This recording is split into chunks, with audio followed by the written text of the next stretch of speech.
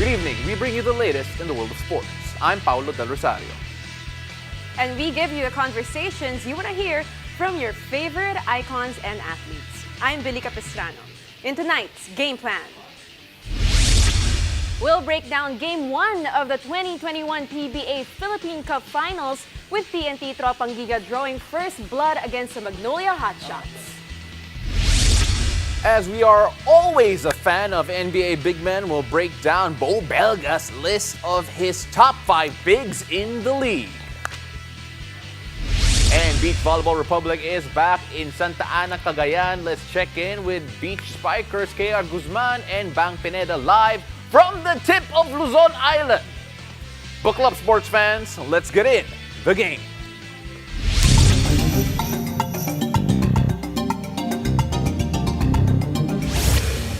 The TNT Tropang Giga wasted no time flexing their offensive firepower in a dominant 88-70 win over the MAGNOLIA Hotshots Pambansang Manok in Game 1 of the PBA Philippine Cup Finals. Take a look at that. 88-70 is the final score. Mikey Williams popped off for 21 points. Paul Lee with 12. Jackson Corpus also with 12 points. But really the big names of the MAGNOLIA Hotshots Pambansang Manok unable to match up with TNT in Game 1. TNT leads series 1-0 in their best-of-7 affair. Joining us to talk about TNT's big win while looking forward to Game 2 are a pair of rain or shine Elasto painters who know all about facing these two squads. Welcome to the game live via Zoom. Big Beau. Ay, hindi! Big Beau Belga's here! Beau! Beau, kamusta ka naman? Okay lang, okay lang. Well, and of course, Andre Karakot also, of course, applause to kasi this is the first real big name that we have on the show. Grabe talaga. Welcome to the show. All-star. And syempre, Andre, the second coming daw eh. I don't know. I don't know kung totoo yan. Pero, Beau, pag-usapan natin yung series na to kasi grabe. This did not turn out the way that everyone expected to. Yung Game 1 na yun, sobrang lopsided. Anong nakita mo doon? Hindi, siguro ano lang. Yung galing sa pahinga yung ano yung MAGNOLIA eh. Yung TNT galing sa laro eh. So yung ewan ko kung yung ano ba, yung ano ng katawan mo na talagang gusto mo pang maglaro, gusto mo ipanalo yung Game 1 plus yung factor na naunahan yung MAGNOLIA. Oo. Doon medyo pagdating sa finals kasi pag naunahan ka medyo mahirap. Lalo na dito sa ganitong setup na bubble, ang nangyayari dito nakakapagod eh. Nakakapagod eh. Especially sila. Oo, syempre. Game 6 yung MAGNOLIA, Game 7 yung TNT. Tapos lalaro ka ng Game 1 na ilang araw lang yung pahinga. Kaya nga, yun nga, merong mga players na merong injuries. So, magiging ano dito kung talagang gaano ka-healthy yung isang team. And taking off from what you said, you think big factor talaga na hindi 100% si Ian Sangaraang? Malaking bagay. Ian is a contender sa best player of the conference. And Ian not having his 100%, mahirap. I've been battling with Ian in the quarters, and Ian is really a big factor dito sa MAGNOLIA. And the guy that's also missing last night is Mark Baroka. So yung dalawang yun, they provide their usual numbers plus Calvin, Paul, and the bench. I think this is gonna be a good series. Well, of course, syempre, si Ian Sangaraang only played around 10 minutes and change and really didn't play a big factor. Pero, Andre, agree ka ba dun sa assessment ni Beau? Syempre, you're always going to say yes kasi si Beau Belga yun eh. Pero when you look at this particular matchup, syempre yung TNT came out guns blazing eh. What was it about yung TNT na grabe yung opensa nila sa Game 1? Nagulat nga ako kasi pinanood ko yung game. Talagang lahat ng binato ng TNT pumapasok. Tapos yung MAGNOLIA talagang minamala sila. Sa tingin ko, yung aggressiveness nila sa defense medyo kulang yung MAGNOLIA. Siguro yung factor na rin doon, tagal na nila sa bubble naglalaro. Plus sabi nga ni Kuya Beau, yung injury. Yung injury, talagang dalawa ata yung injured sa MAGNOLIA. So, yun. Sa tingin ko naman, maganda tong series na to and sa tingin ko mapag-adjust ang MAGNOLIA. Now, they will stay with you. Let's talk about the top performer for TNT in that game. None other Then Mikey Williams' impressive stat line, 21 points, 10 rebounds, 5 assists, and 2 steals. Now, what can you say about his performance? At paano ba bantayan ang isang Mikey Williams? Go ahead, Dre. Well, nung binantay ako si Mikey, talagang parang veteran ng maglaro. Hindi naman bago sa paningin ng mga tao, talagang scorer to si Mikey Williams. Malaki yung ginagawa niya, yung na-contribute niya para sa TNT. And yun, pag maganda yung nilalaro niya, maganda rin yung nilalaro ng mga teammates niya. So, yun. Kumbaga isang bellwether siya eh. And Beau, syempre a lot of people are saying that si Mikey Williams yung susunod na parang Jason Castro or yung susunod na face of yung franchise ng TNT. Is yung moment na yun, is that moment here already na siya na yung muka ng TNT franchise or si Jason pa ba rin? I'll still say Jason. Oh, well, I'm going to assume you're going to say Jason. Pero bakit? Hindi dahil laging teammate ko si Jason. Hindi dahil friends ko si Jason. Jason is still Jason. Any given day, Jason will provide score, whatever you need sa grupo, the leadership. Hindi lang talaga ganun kaingay kasalita si Jason, pero yung mapoprovide ni Jason sa'yo is mas malaki pa when it compares to Mikey na ito, I'm sure dito pinapastol pa to eh. It's like Jason and Jimmy in the past. Pinapastol muna ni Jimmy si Jason. Ganun naman si Jason ngayon, pinapastol niya si Mikey.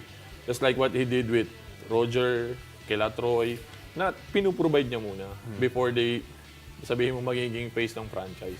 What can Mikey learn from Jason? Kasi a lot of people are saying that baka he's not that consistent. Yan, nakita nga natin sa San Miguel series na medyo tahimik si Mikey Williams eh. But what can he learn from Jason Castro to be the next face? Magiging tahimik ka talaga sa series ng San Miguel. Chris Ross yung dumidepensa dito eh. And Chris Ross is not a guy na hindi magkakaroon ng defensive kung hindi niya kayang depensaan. And yun yung yun yung mabibigay ni Chris Ross sa San Miguel eh. And yun nga, siguro ang maano ko is yung leadership ni Jason.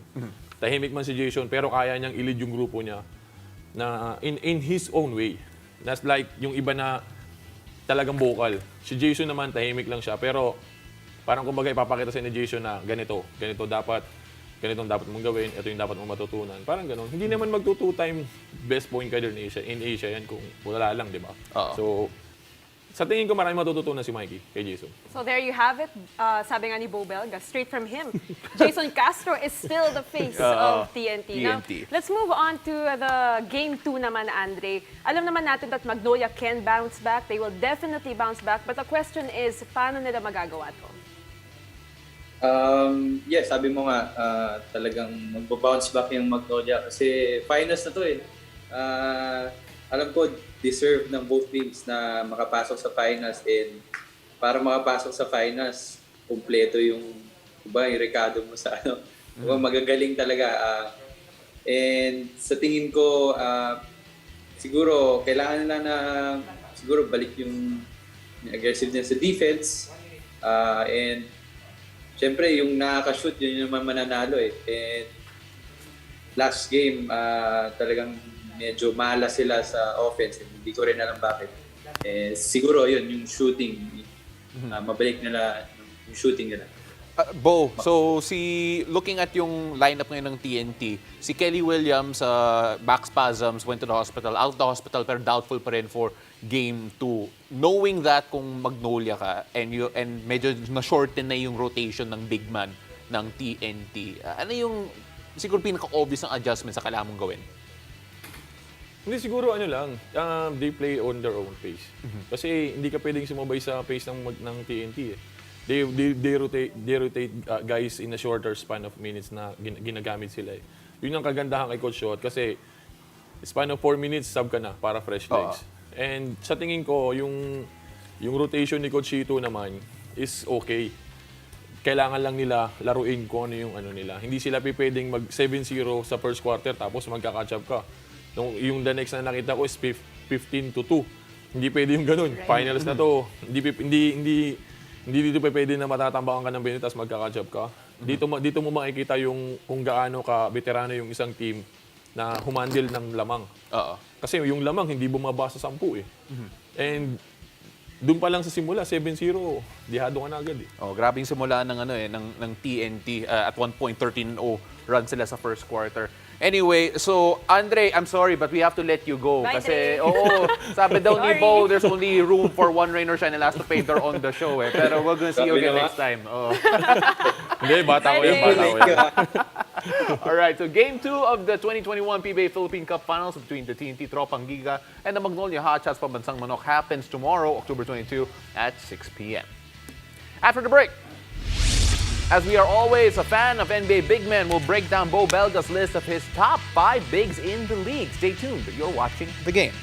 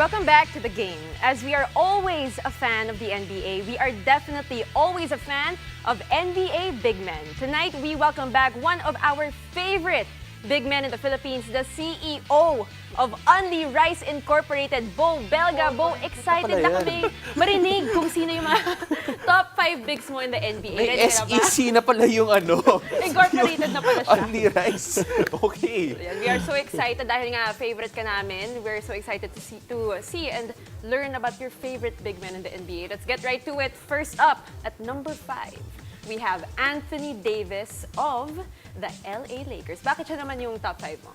Hindi, siguro ako, idol ko siya when he faces up in the post. And he's the type of guy na he can go one-on-one eh.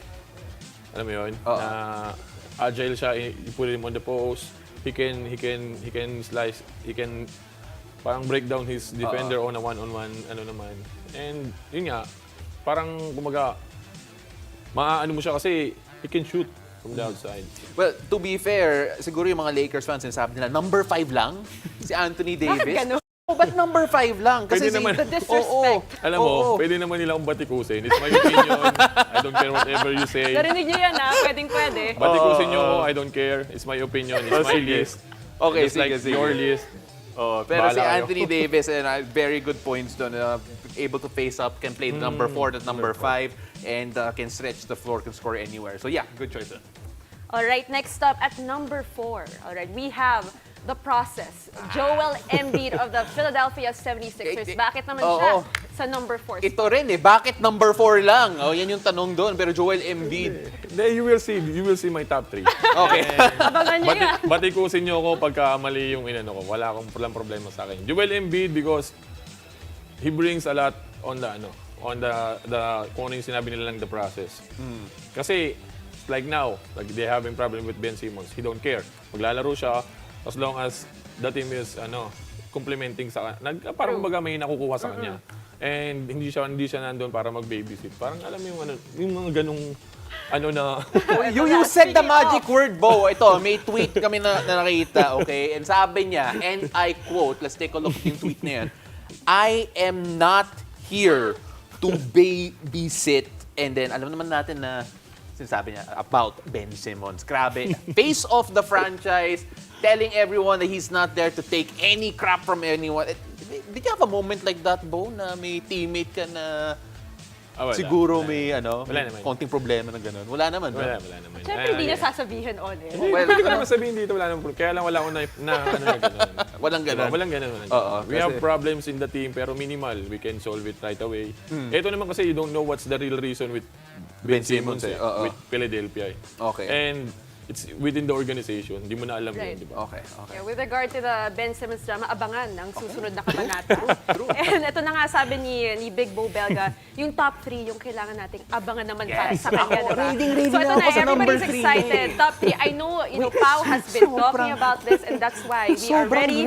na ako sa number 3. At top 3. Kaya pala may dala sombrero si Pao. Ready, diba? Na hindi ko nga nakita na may sombrero kang dala eh. Okay, go. Top 3, it's going to be Rudy Gobert of the Utah Jazz. Hindi ako naman, I choose Rudy because hindi niya kailangan ng ball eh. He can get his points through offensive rebounds, through pasa lang, alley-oops. The thing that why I choose him on the number 3 is he is consistent on the defensive side. He was the defensive player of the year. Right. Yes. Ilang taon na yan? 3 times. Oo. Pag hindi mo naman pinili siya number 3 yan, parang kumbaga loko-loko ka na. Oo. True. Or hindi mo in-include, diba? Kasi At least sa top 5. on a big man side, hindi naman kailangan more on makakakuha ka ng bola eh. Just like Dikembe Mutombo. Naging, siya because he can play defense. Oo, tama. Di ba?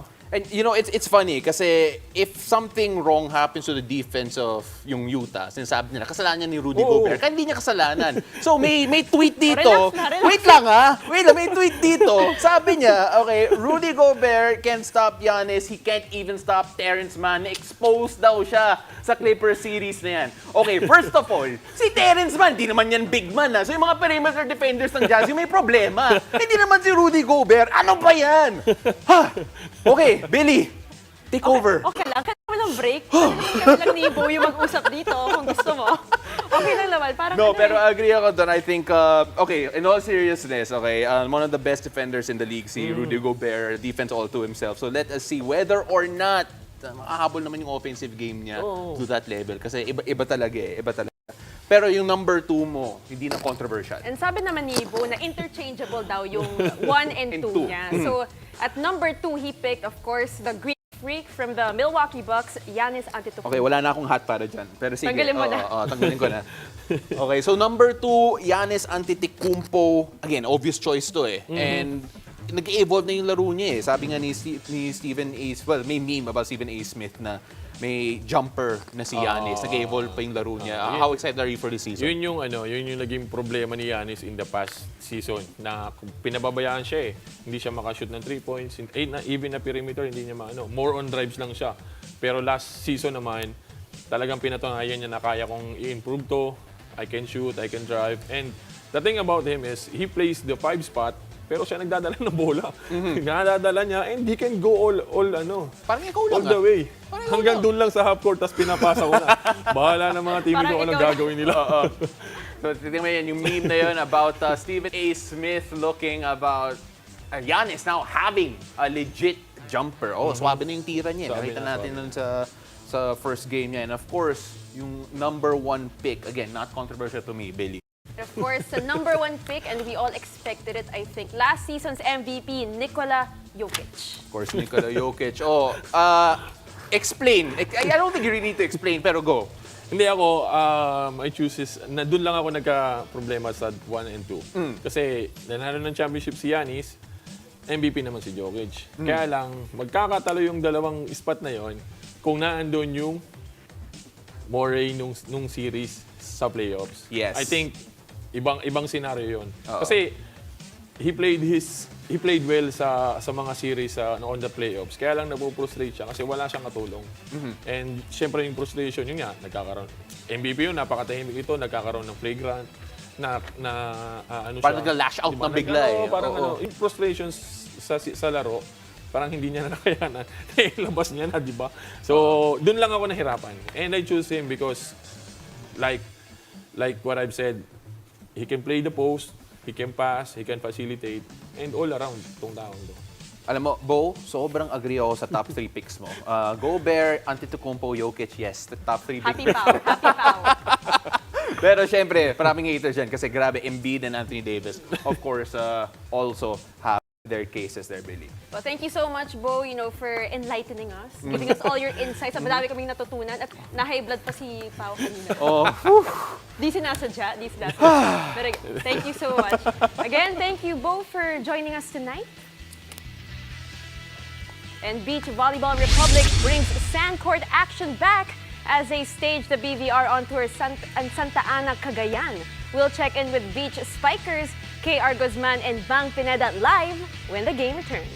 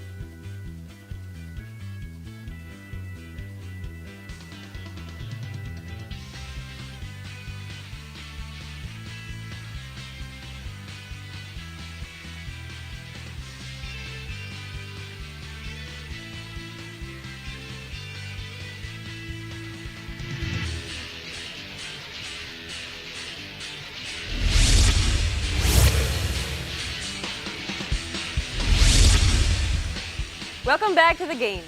Beach volleyball is definitely bringing sexy back as the Philippines' premier sand volleyball tournament, Beach Volleyball Republic or BVR, marks its return from its almost 2-year hiatus. Tonight, Santa Lucia's Bang Pineda and EVI Construction's KR Guzman join us live from Santa Ana, Cagayan to share their excitement for the upcoming outdoor action. Bang, KR, kamusta naman dyan sa tip ng Luzon Island? Bang. Hi, okay Hello. naman. Medyo maulan and minsan umaaraw din. Minsan, okay. Minsan But lang naman. I think that's how weather works. Pero can I just say, sorry KR, I apologize for the disrespect from Billy. Engineer KR. Okay? stand corrected. Yan yung importante. Kailangan Sorry naman, sabihin sorry na naman. engineer. Okay, but first of all, KR, sorry. I'm gonna start with you Engineer first. KR. Engineer KR. I'm gonna start with you first. Kasi syempre, it's been 2 years since the BVR has been able to have a tournament again because of yung pandemya. How does it feel to actually be able to compete again, be able to get on the sand and compete in the sport?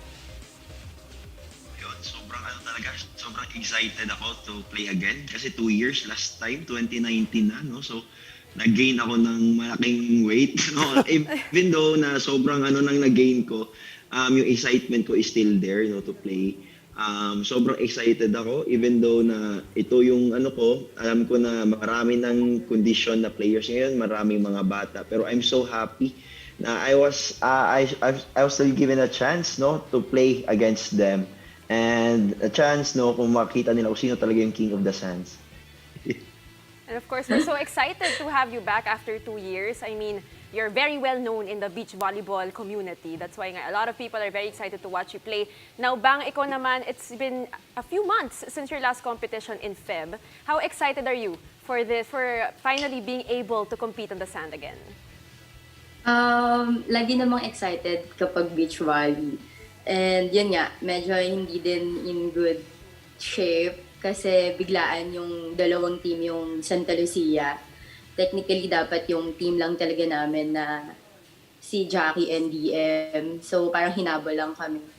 So, yun. lagi namang excited pag beach volley since parang passion na to since college. Well, syempre, Bang, when you talk about beach volley, everyone will always say, it's a different game talaga compared to indoor eh. How does yung conditioning mo getting into shape differ from yung indoor kumpara sa beach? Mas mahirap kasi kailangan proper diet talaga. Like, hindi ka talaga yung magda-diet lang basta kasi kailangan mo din ng energy kapag magti-training ka, lalo na sa game. So, kailangan condition talaga. Oo nga eh. Iba talaga yung beach body Yeah, at with indoor the sand, body eh. I mean. Ako, indoor body lang palagi eh. Wala eh. Talo talaga sa beach eh. Anyway.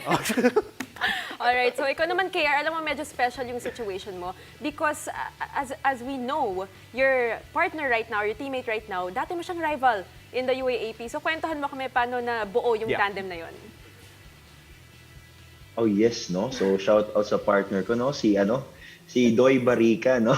Talaga kami dati pa lang sobrang rivals na kami. Meron pa isang time na sa BVR, no, na naglaban kami, muntik na kami magsuntukan, no. Ganon yung namin, no. Kasi pag approach ko, pag follow ko, sinipa niya ako. Ganon yung labanan namin. Pero outside the court, para kaming magkapatid. No, kasi nakita ko sa kanya yung laro ko, no. Kaya pag naglaban kami, medyo may ako kasi pag alam ko yung laro niya, medyo same sa akin, nahihirapan akong kalabanin siya. And then ngayon, sobrang excited ako na siya yung naging ka-partner ko. We have only 2 weeks to prepare for this, no. Pero yung fire namin, even though na ganito lang yung height namin, no, I know na may mapupull out kami this time. No, kaya pa rin namin makipagsabayan sa kanila. And sobrang laki ng tiwala ko sa kanya. And yung excitement, grabe. 105% siguro.